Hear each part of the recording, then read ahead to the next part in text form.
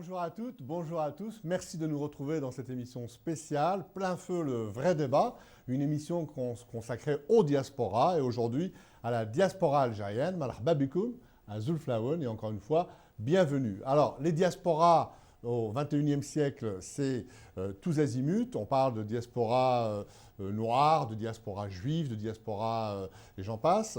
Aujourd'hui, c'est la diaspora algérienne. Alors, au moment où on parle de mondialisation, on parle de village planétaire où les identités sont loin de ne pas être meurtrières, puisqu'on voit ici et là encore les tribus exister et continuer à survivre au détriment du lien social, le lien social qui est porteur de démocratie, porteur d'égalité. Mais aujourd'hui, j'ai le plaisir de recevoir deux personnes qui parlent et qui sont censées représenter une nouvelle association qui maintenant existe depuis un petit moment, AIDA, l'Association internationale de la diaspora algérienne, en la personne de son président, Abdelwahab Rahim. Merci d'être présent parmi nous.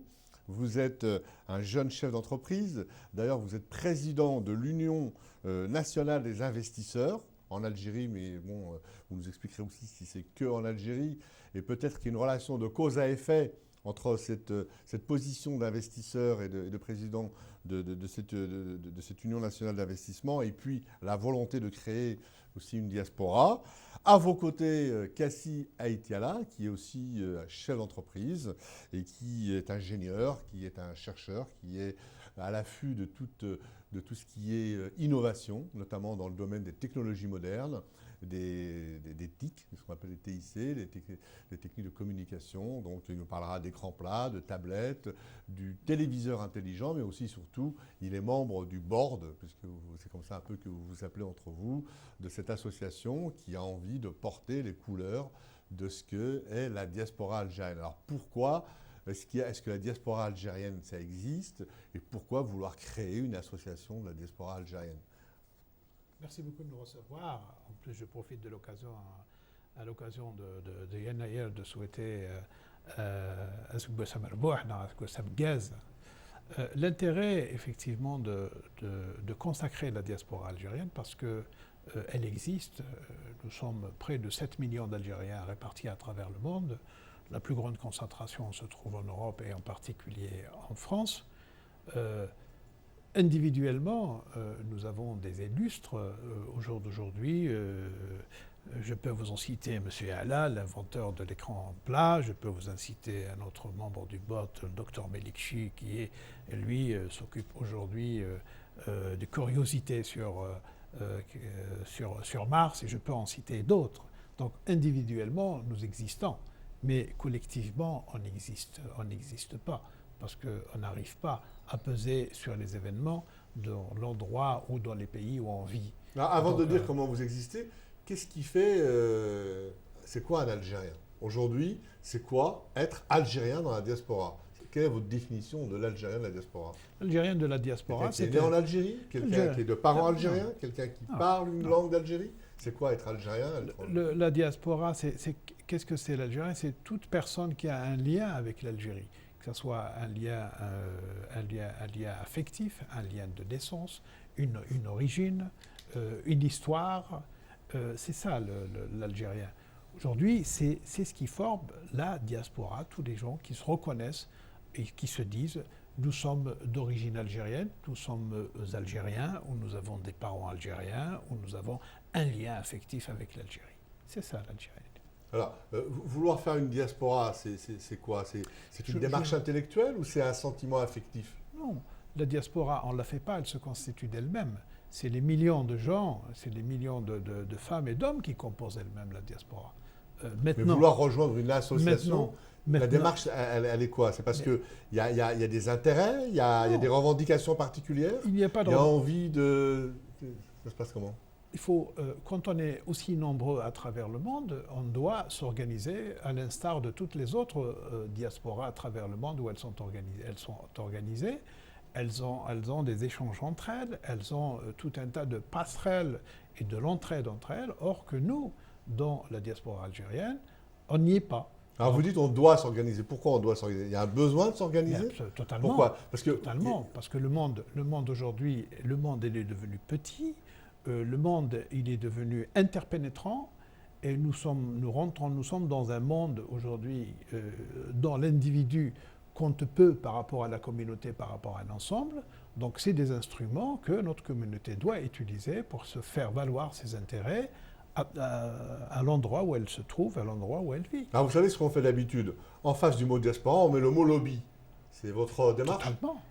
Vous voulez faire un lobby? Mais la diaspora, c'est les intérêts, c'est le lobby, c'est l'entraide, c'est la passerelle entre nous, c'est le social entre nous. C'est un lobby international ou c'est un lobby cloisonné à chacun des pays où, où est-ce qu'il y a des passerelles?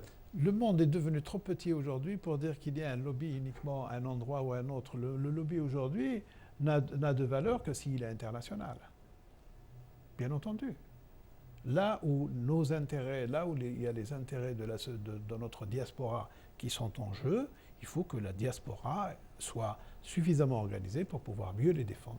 Alors qu'est-ce qui unit un Chibani, un vieux Algérien, arrivé dans les années 30 de la guerre, qui a travaillé pendant les 30 glorieuses, qui parle à peine le français, qui parle encore l'arabe ou le berbère, un jeune de la Courneuve qui aujourd'hui a 16 ans, qui est né à la Courneuve, qui parle ni l'arabe ni le berbère, qui est algérien de parents ou de grands-parents, mais pour lui c'est un pays lointain, il n'y a jamais mis les pieds, à par exemple un intellectuel qui est venu après la période noire où l'Algérie était en plein terrorisme, où il s'est réfugié dans les années 90. Qu'est-ce qui peut faire le lien entre ces trois personnes, par exemple? C'est pas un effet de territorialité, c'est un effet de culture, c'est un effet d'origine. L'environnement d'un Chibani et l'environnement d'un autre peuvent être différents. Ce n'est pas pour autant qu'il n'y a pas les mêmes intérêts globalement. Alors, vous, pour vous manifester, pour montrer que vous existez, vous avez pour l'instant deux types disons, d'actions, si on peut les considérer comme ainsi. À la fois une plateforme informatique et vous organisez des colloques. Vous pouvez nous en parler? Aujourd'hui, nous vivons dans des temps modernes. La communication entre nous, il faut qu'on établisse une passerelle entre nous. Il faut que chacun d'entre nous on arrive à se parler, on arrive à s'entraider. Avec, bien entendu, pour arriver à faire ça, il faut des moyens techniques. Nous avons une plateforme électronique, donc sur le site de notre site internet qui est www.aida-association.org, où nous avons toute une plateforme prête à répondre. Elle répond sur plusieurs questions, sur plusieurs sujets, à travers des forums, à travers des annonces, pour l'intérêt du moment et de chaque individu, où, si vous voulez, ce lien est consacré. Alors, et vous faites aussi des colloques, je crois, des colloques bien dans entendu, lesquels vous avez différentes thématiques. Nous faisons différents, bien entendu, nous faisons des meetings et des colloques à travers le monde entier, bien entendu. Nous avons commencé tout récemment par Washington, par Los Angeles, San Francisco, Londres, Lyon, tout dernièrement Paris, prochainement aussi Paris. Nous réunissons notre diaspora et nous expliquons, et nous essayons et nous expliquons au jour d'aujourd'hui, dans le monde où nous vivons, il faut de l'entraide entre nous, parce que c'est le monde qui fonctionne comme ça aujourd'hui. Il est de plus en plus difficile pour un individu de pouvoir faire face à toute, à tout ce mouvement et ces organisations d'ensemble où on se sent généralement tout seul et démuni. Au jour d'aujourd'hui, je vous donne un petit exemple de rien du tout, hein, le plus banal, à savoir un emploi ou à savoir une inscription dans une école quelque part.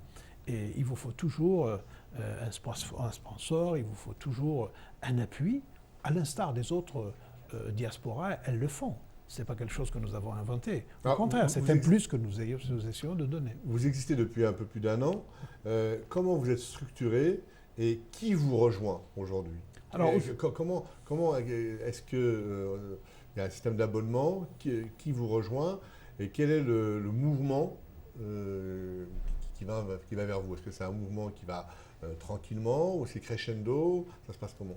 Alors aujourd'hui, comment on est structuré? Nous avons un board qui est composé de 12 personnes, donc on retrouve donc de 12 éminentes personnes qu'on retrouve effectivement sur notre site, bien entendu, qui nous rejoint. Tout le monde nous rejoint sur différents, je veux dire, à différents niveaux, d'où ça vient de tout l'ensemble des pays du monde au jour d'aujourd'hui qui nous rejoignent au fur et à mesure parce qu'ils ressentent effectivement le besoin de communiquer, ils ressentent le besoin de se cristalliser autour de notre communauté et de voir comment on peut voir les choses ensemble. Alors, c'est une association indépendante, Totalement. privée et qui a ses propres moyens de financement. Alors, notre association est basée à Genève comme toutes les associations internationales. En ce qui concerne les cotisations, nous n'avons pas de cotisation. Et ça, il est libre d'entrer dans notre association. Et en termes de financement et en termes de quoi on vit par des dons, bien entendu.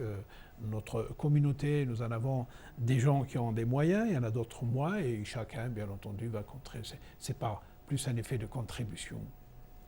Alors, à vos côtés, Kessia Etiala, chef d'entreprise, ingénieur. Vous avez décidé aussi de rejoindre cette association AIDA. Vous êtes membre de ce board, vous faites partie de cette douzaine de personnes. Pour vous, on est algérien de la même façon à Paris, à Genève, à Londres, à Washington? Ben oui, pour la simple raison qu'on a les mêmes origines et le même amour pour ce pays qui aujourd'hui se porte bien, mais on ne sait pas de quoi va être fait l'avenir. Aujourd'hui, j'ai rejoint cette association parce que c'est une association qui va permettre de construire. Construire quoi? Toi comme moi, Nasser, tu as vécu l'émigration depuis longtemps. On a tous démarré à partir de zéro pour arriver à faire ce qu'on fait. Il y a quelque chose à reconstruire. On va essayer de reprendre ce que nos parents faisaient dans le temps. Dans le temps, nos parents sont venus pour travailler ici, pour récolter un peu d'argent et construire leur pays qui sortait d'une décennie de guerre où ça a fait beaucoup de dégâts. Et surtout élever leurs enfants. Voilà. Élever leurs enfants et leur donner un avenir. Et Dieu sait, on ne sait pas où est l'avenir de nos enfants. Est-ce qu'il est dans un milieu qui est complètement bloqué ou il sera dans un milieu où il y a tout à faire? Moi, je pense qu'il sera dans un milieu où il y a tout à faire. Et c'est pour ça que cette association va permettre d'accompagner tout un chacun à son niveau, parce qu'il y a quoi à la tête de l'association? Il y a l'exemplarité. Il y a des gens qui ont un parcours, qui ont un savoir-faire et qui ont une réussite à l'international et dans leur propre pays. Il y a un réseau de compétences qui permet d'ouvrir l'accès à tout un chacun pour réaliser son rêve ou son projet. Notre association ne va pas être une association style humanitaire ou... Non, ça sera une association de création de richesse. Tout un chacun qui va nous rejoindre va être poussé par le board et par la volonté de notre président à aller de l'avant et à réaliser son rêve. Et on va construire autour de ce projet, on va tous s'y mettre et voir quelles sont les carences de ce projet, quelle est la chance de réussite. Si la chance de réussite est importante, ce projet se réalisera. On mettra les moyens qu'il faut, les hommes qu'il faut pour le faire réaliser, pour créer de la richesse nouvelle. Alors vous êtes tous les deux chefs d'entreprise. Est-ce que c'est par hasard, j'imagine que dans votre board il y a aussi d'autres chefs d'entreprise, est-ce qu'il y a une prédisposition particulière quand on est chef d'entreprise à vouloir, disons, rassembler la diaspora? Est-ce que ça fait partie de votre culture, je veux dire, à vous en tant que chef d'entreprise? Il faut juste savoir par rapport à cette question que nous, on s'inscrit aujourd'hui, il y a l'âge, on est déjà, si tu veux, les émigrés de la 3e génération qui commencent à vieillir, et on est dans un esprit de transmission. C'est-à-dire, nous allons donner notre savoir-faire à l'ensemble des gens qui sont intéressés, et de préférence ceux qui nous appartiennent, qui sont de chez nous. Et on n'a rien inventé. Je t'ai dit qu'on est en train de se réinscrire dans quelque chose qui se faisait dans le temps. Si tu te rappelles, dans le temps, quand il y avait un travailleur qui venait de Kabylie, c'était ses parents, ses amis qui venaient l'accueillir à Orly. Ils lui permettaient de s'établir, ils lui permettaient de manger, de boire, d'être reçu avec tous les honneurs, jusqu'au jour où il va voir s'il a réussi à s'implanter, auquel cas il reste. Il ne trouve pas de travail, ils lui remplissent les couffins et les valises et ils le remettent à l'avion. C'est simple, c'est ce que faisaient nos parents. Nous, on va essayer de le faire, mais avec un autre niveau, avec une plateforme de communication moderne, avec des réussites qui ont été prouvées, avec un réseau qui est établi. On va accompagner tout ça vers ce que faisaient nos parents dans le temps. Alors, tous les deux, c'est une question à tous les deux. Aujourd'hui, il y a différentes diasporas de par le monde. Est-ce que pour vous, vous avez une diaspora, à titre d'exemple ou de modèle, une diaspora à laquelle vous voudriez ressembler? Pour revenir un peu sur ce que vous venez de dire au sujet des entrepreneurs, des chefs d'entreprise, c'est vrai, mais au niveau de notre board, il y a des chefs d'entreprise, il y a des chercheurs, il y a des artistes aussi, j'imagine bien des entendu, professeurs libérales, j'imagine. des professeurs libérales, bien entendu, Des chefs d'orchestre. Nous avons notre ami Amine Kouider, chef d'orchestre, qui est aussi membre du board. Nous avons des chercheurs, etc. Mais en fait, la particularité, c'est que nous sommes des faiseurs. Donc chacun est faiseur dans sa partie. Il est tout à fait normal que c'est toujours l'élite qui fait le premier pas. Et nous essayons, nous, à notre niveau, de le faire et surtout de le transmettre aux générations futures, parce que nous avons effectivement, comme dit Serrassi, nous avons quelque chose à transmettre. Nous sommes là pour transmettre ce que nous avons pu acquérir comme savoir aux générations futures. Maintenant, fonctionner, nous avons un modèle. Mais vous savez, les diasporas, au jour d'aujourd'hui, il y a plusieurs modèles et il n'y en a qu'un seul. C'est celui de l'entraide. Et quoi dire de la diaspora turque, quoi dire de la diaspora chinoise, bien entendu. Or qu'au jour d'aujourd'hui, si vous voyez comment ces pays-là se sont développés, et ça n'a pas été comme ça du but en blanc en appuyant sur un bouton, pas du tout. C'est que leur diaspora a joué un rôle déterminant dans le développement de ce pays, parce que ces diasporas, elles ont quelque chose de particulier, parce qu'elles renferment du savoir, elles renferment aussi des potentiels. Et ces potentiels-là, elles ont été toujours utiles pour leur pays d'origine. Et si on arrive à ce que les Chinois ont pu faire, ou des Hindous ou des ont pu faire, ce serait pour nous très bien, et pour les générations futures et aussi pour notre pays. Alors, vous avez choisi délibérément de vous inscrire une diaspora dans un État-nation qui s'appelle l'Algérie. Mais on vous dira, certaines personnes vous diront, mais il y a une diaspora berbère, il y a une diaspora amazigh, il y a une diaspora arabe, il y a une diaspora musulmane. Alors, comment faites-vous le choix de vous inscrire dans une diaspora algérienne et comment vous vivez, par exemple, les gens qui vous disent, moi, je suis algérien peut-être, mais je suis aussi, j'appartiens au peuple berbère ou au peuple arabe ou au peuple musulman. Des gens définissent aussi des diasporas par rapport à leur identité. Vous avez choisi de vous définir par rapport à un État. Comment vous vivez peut-être ce genre de remarques? Nous, on est preneurs de tout. Toutes ces diasporas sont les bienvenues. Elles sont CGL dans Aïda. Et toutes doivent contribuer à quelque chose. Déjà contribuer... Elles ne sont pas contradictoires et antinomiques. Pas du tout. Elles peuvent se compléter, se rejoindre. Bien sûr, sur des bases qui sont qu'on a définies. Ce qu'ont fait nos parents dans le cadre de l'immigration, il n'y avait pas un choix de race ou de religion ou d'appartenance.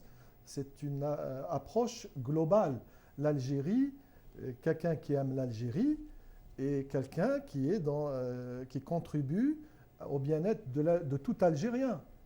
Qu'il soit en France ou aux États-Unis ou en Algérie, c'est le même discours. Mais surtout, il n'y a aucune différence. Toute diaspora issue d'ethnie ou de religion ou de langue ou de culture est la bienvenue dans Aïda.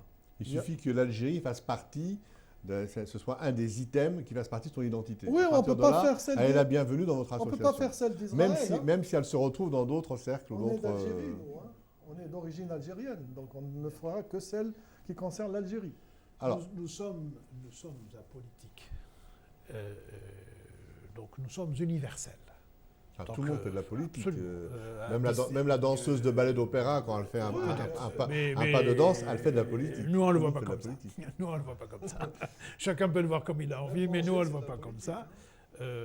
Nous, effectivement, c'est le lien avec l'Algérie et c'est tous les liens avec l'Algérie. Maintenant, on n'a pas celui-là, il est ceci ou celui-là. Non, pas du tout. On est très largement au-dessus de tout ça parce que nous acceptons tout le monde, chacun avec sa particularité.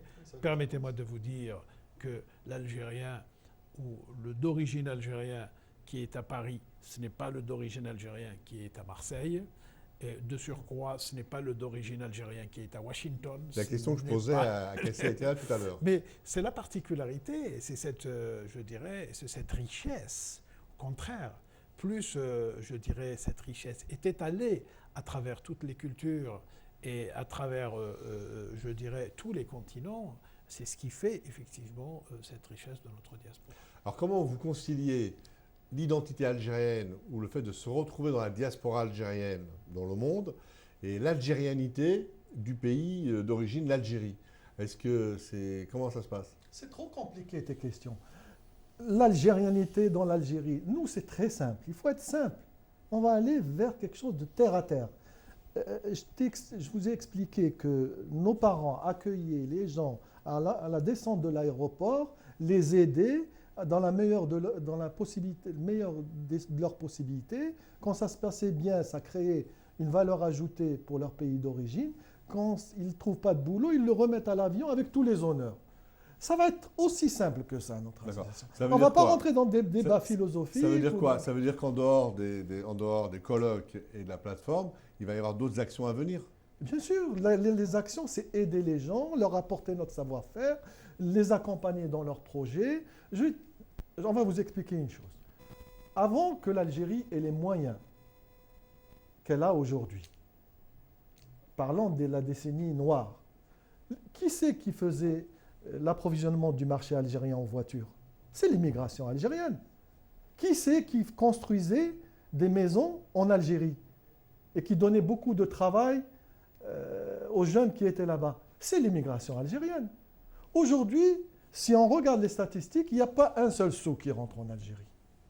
Pourquoi? Il n'y a pas de dispositif fait dans ce sens. C'est pour ça qu'aujourd'hui, il y a toute une réflexion à aborder, mais elle ne peut pas être abordée par le sommet.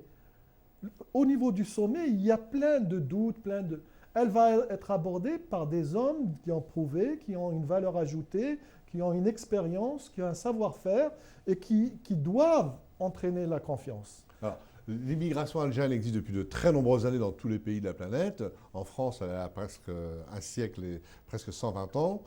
Comment se fait-il qu'il n'y ait pas eu, par exemple, de par le passé, une association de type diaspora? Vous pensez que c'est aujourd'hui les choses sont mûres pour que cette association existe? Très bonne question. Quel est votre... Aujourd'hui, regardons, moi je m'occupe de la partie française de l'association. Hein. On est tout le temps en train de se battre. Il y a des gens qui s'occupent de l'Allemagne, les gens qui s'occupent de l'Angleterre, des États-Unis. On est tout le temps en train de se battre entre nous pour apporter le plus au pays. En France, voilà. Où les Algériens sont depuis maintenant 120 ans. Voilà. Ça remonte à la Commune de Paris. Voilà. Aujourd'hui, quelle est la perspective pour nos enfants en France?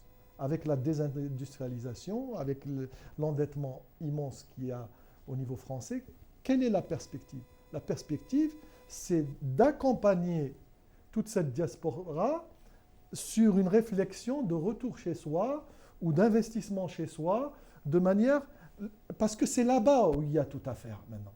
Tout est saturé, les autoroutes sont faites ici, les TGV sont faits, les fusées sont faites. Il y a tout à faire en Algérie. Vous prenez rien que le Sahara algérien, si chaque personnes d'origine algérienne, 7 millions, mais 1 euro par jour, ça fait 7 millions d'euros par jour. Vous Donc construirez le but, c'est d'amener les gens Marrakech. à aller retourner en Algérie pour chaque investir en année, vous Algérie. construisez un Marrakech avec le fonds de soutien de Et si l'immigration. vous avez un jeune de 20 ans, 25 ans, qui vous dit je suis algérien, mais mon pays c'est la France, mon pays c'est l'Angleterre, et c'est ici que je veux vivre. Eh bien, qu'ils vivent, il n'y a pas de Où est le problème. problème? Mais nous, on va essayer de l'aider à s'intéresser à son pays d'origine, à garder cette filiation, à garder son contact avec son pays d'origine, et il n'y a pas de mal. Et peut-être de lui offrir une perspective où il peut à la fois se réaliser autant dans le pays où il est Bien où sûr, il vit, bien que sûr. dans son pays d'origine. C'est qu'à tout moment, il peut aller dans l'un ou dans l'autre. Bien Ce sûr. n'est pas de l'obliger spécialement à rester dans l'un ou l'autre. Nos actions, en fait, elles sont doubles. La première est déjà intra-diaspora. Ça veut dire qu'il faut l'entraide dans l'endroit ou dans le pays où notre diaspora existe. Il y a déjà une entraide, il y a déjà tout un travail qu'il faut faire en interne. Ensuite, elle est aussi à destination du pays d'origine. C'est ça l'intérêt. Maintenant, les perspectives, je dirais, de complémentarité en termes d'intérêt, au jour d'aujourd'hui, vous savez, c'est l'opportunité. L'opportunité pour un jeune de trouver un emploi, l'opportunité pour une entreprise de développer ses investissements ou de développer son marché.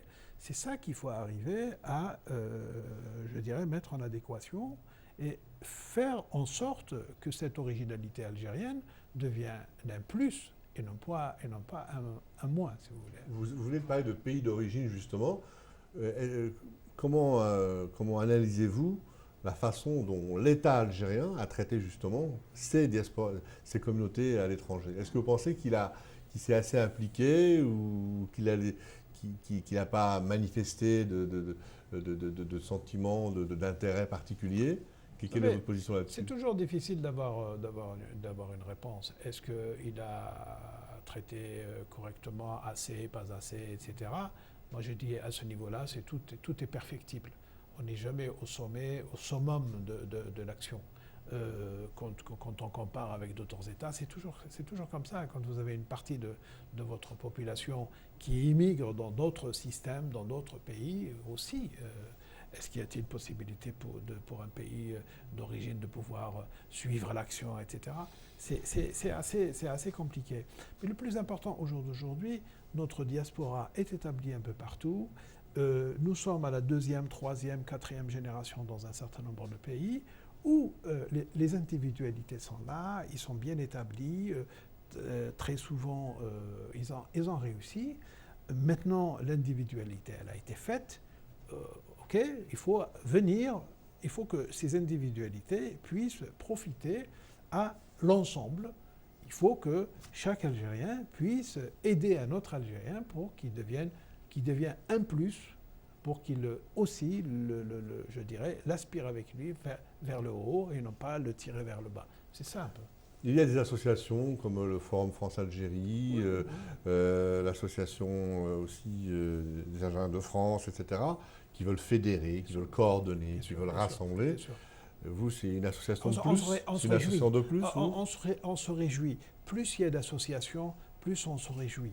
Parce que chaque association, elle a sa thématique, elle a son expérience, elle a son expertise. Mais il faut que ces expériences, il faut que cette expertise puisse profiter aussi à d'autres associations qui se trouvent aux États-Unis, qui se trouvent dans un autre pays, dans une autre région. Il faut partager les expériences. Nous n'avons pas vocation, je dirais, dans la thématique de la proximité. Nous avons une vocation, je dirais, sur un plan global et au niveau planétaire. Pourquoi? Notre intérêt, c'est qu'il y a des expériences qui réussissent quelque part. Ça serait quand même bien aussi que d'autres puissent en profiter et vice-versa et aller vers le haut. Alors, on parlait de la France tout à l'heure avec Kessie Etiala, qui est chargé pour votre association AIDA de la France. Il y a un débat, on a eu des débats tout récemment sur l'identité nationale. Et qu'est-ce que vous répondez aux gens qui vous disent sur l'intégration, l'assimilation, l'Algérie étant une histoire particulière en France, on dit, mais vous, à force de faire une diaspora, Vous voulez faire quoi? Une quatrième colonne? Assimilez-vous, intégrez-vous? Et pourquoi vouloir entretenir sans arrêt des choses comme ça alors que vous devez être français, point à la ligne? Qu'est-ce que vous répondez à ces gens-là? Tout ça, quand c'est bien construit, il n'y a pas de discussion. Parce que soit qu'on sent qu'on a une affinité avec ses origines et son pays d'origine, etc., et que ça se passe bien au niveau de la personne, soit que la personne se sent désintéressée par rapport à ça, ou elle est libre, elle est dans un système qui permet de ne pas se connecter par rapport à ça. Il n'y a aucune pression à faire sur qui que ce soit pour rejoindre cette association ou cette philosophie d'association. Il faut que ça soit simple pour tout le monde, il faut que ça soit fluide, il faut que ça soit positif, il faut que ça soit beau et que ça soit intéressant de se rencontrer, et de se voir et de discuter tous ensemble. On ne veut pas rentrer dans des débats complexes où il faut un philosophe pour expliquer comment il faut soulever un morceau de sucre avec une grue de 4 tonnes. Non, il faut qu'on revienne terre à terre. On a fait les mathématiques supérieures. On a essayé même on peut faire même des raisonnements d'équations à l'absurde, tellement on a été dans les études. Mais il n'y a pas mieux que la comptabilité 1 plus 1 est égal à 2.